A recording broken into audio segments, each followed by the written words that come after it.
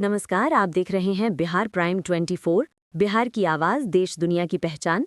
आज हम लेकर आए हैं बिहार की 25 बड़ी और ताज़ा खबरें, राजनीति से लेकर विकास तक, जनता की आवाज़ तक। तो चलिए शुरू करते हैं आज की प्रमुख खबरें।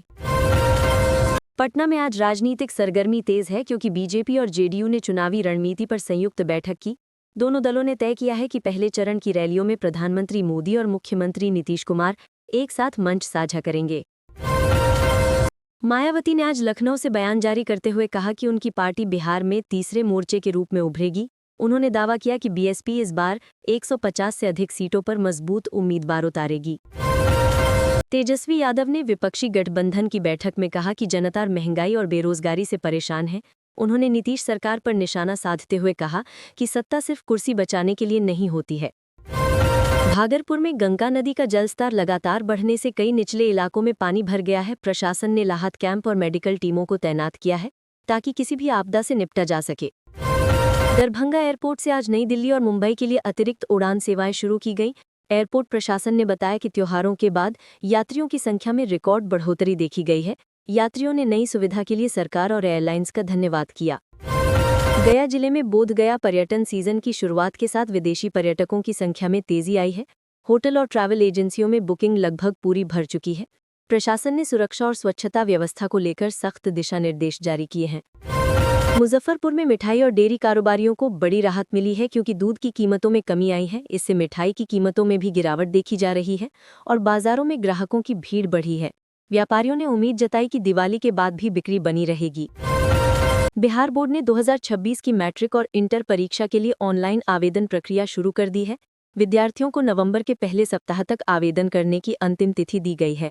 बोर्ड ने कहा कि इस बार परीक्षा प्रणाली को और पारदर्शी बनाया गया है ताकि नकल पर पूरी तरह रोक लगाई जा सके। सिवान में आज सुबह एक दर्दनाक सड़क हादसा हुआ जिसमें 4 लोगों की मौत हो गई और 7 गंभीर रूप से घायल हुए। हादसा ट्रक और ऑटो की टक्कर से हुआ। पुलिस ने मौके पर पहुंचकर घायलों को अस्पताल भेजा और ट्रक चालक को हिरासत में लिया है। पूर्णिया में किसानों ने धान खरीद और भुगतान में हो रही देरी को लेकर धरना शुरू किया। किसान संगठनों का कहना है कि न्यूनतम समर्थन मूल्य तय होने के बावजूद खरीद केंद्रों पर अनदेखी की जा रही है।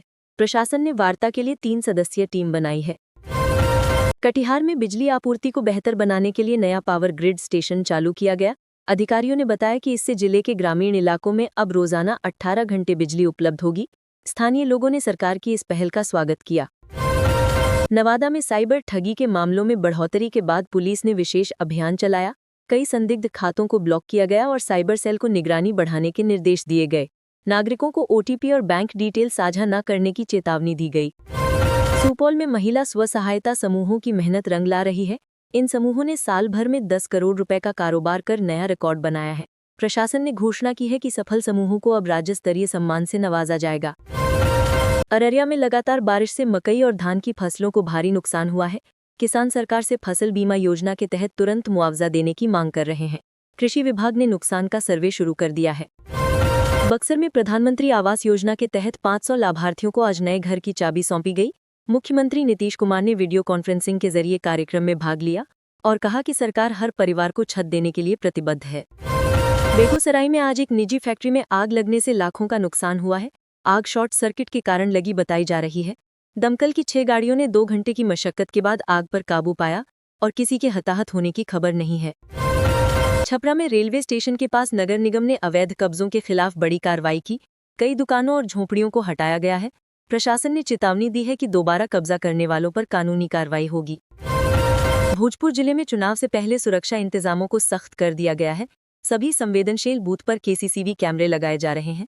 प्रशासन ने बताया कि जिले में 100 अतिरिक्त पुलिस जवानों की तैनाती की जा रही है। मधुबनी में शरद पूर्णिमा के अवसर पर मंदिरों और घाटों पर श्रद्धालुओं की भारी भीड़ उमड़ी। रात भर भजन और आरती का आयोजन हुआ। पुलिस ने सुरक्षा के कड़े इंतजाम किए और ट्रैफिक नियंत्रण के लिए अतिरिक्त बल लगाया गया। नालंदा विश्वविद्यालय में आज ग्लोबल एजुकेशन फेयर 2025 का उद्घाटन हुआ। इसमें देश विदेश के 50 से अधिक विश्वविद्यालयों के प्रतिनिधि शामिल हुए। आयोजन का उद्देश्य बिहार के छात्रों को विदेशों में शिक्षा के अवसरों से जोड़ना है। सासाराम में बालू माफियाओं के खिलाफ पुलिस ने बड़ी कार्रवाई की। विशेष अभियान के दौरान 6 ट्रक जब्त किए गए और 2 लोगों को गिरफ्तार किया गया। प्रशासन ने कहा कि अब अवैध खनन पर सख्त निगरानी रखी जाएगी। औरंगाबाद में आयोजित रोजगार मेले में 300 से अधिक युवाओं को निजी कंपनियों में नौकरी मिली। जिलाधिकारी ने कहा कि ये पहल युवाओं को आत्मनिर्भर बनाने की दिशा में एक बड़ा कदम है। अगले महीने एक और मेला आयोजित किया जाएगा। किशनगंज में सीमा सुरक्षा बल ने भारत नेपाल सीमा पर अवैध शराब तस्करी को रोकने के लिए विशेष निगरानी बढ़ाई है। बीती रात की कार्रवाई में 2 तस्कर गिरफ्तार हुए और बड़ी मात्रा में शराब जब्त की गई।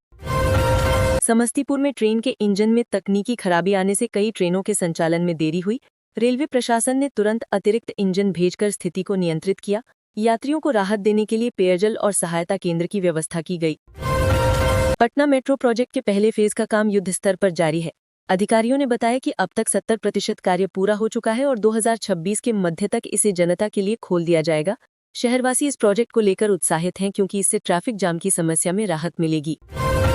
तो ये थीं बिहार की आज की 25 बड़ी खबरें, राजनीति से लेकर जनजीवन तक की हर हलचल। ऐसी ही ताज़ा खबरों के लिए जुड़े रहिए बिहार प्राइम 24 के साथ। अगर वीडियो पसंद आया हो तो लाइक, कमेंट, शेयर करें और सब्सक्राइब करना ना भूलें। धन्यवाद।